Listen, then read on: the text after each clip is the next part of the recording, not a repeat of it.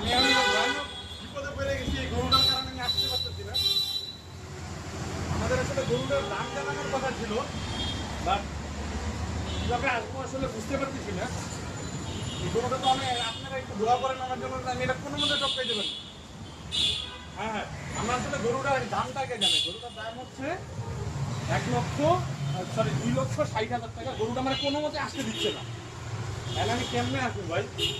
আপনারা সবাই একটু কমেন্টে লেখেন, কোন গরু কি নিচ থেকে আসবো নাকি পিছন থেকে আসবো? হ্যাঁ হ্যাঁ, আর সে কি করবো? সবাই তাড়াতাড়ি আসেন আমরা বাঁচানোর জন্য। পিছনে আমার একটা সুন্দর গারল আছে, এটা তো বাবা রে। আমরা ওই সাইডে আসতে পারলেই আপনারা একটু দোয়া করেন, আমরা কিন্তু আসি। গরুটা অনেক সুন্দর মাশাআল্লাহ, কিন্তু একটু পাগলা হয়ে গেছে।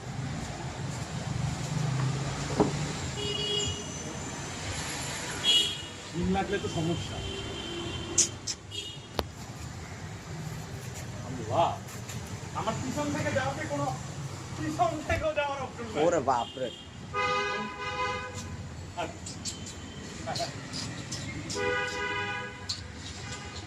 আসলে গরুটা একটা মানুষ দেখে অভ্যস্ত না, এই জন্য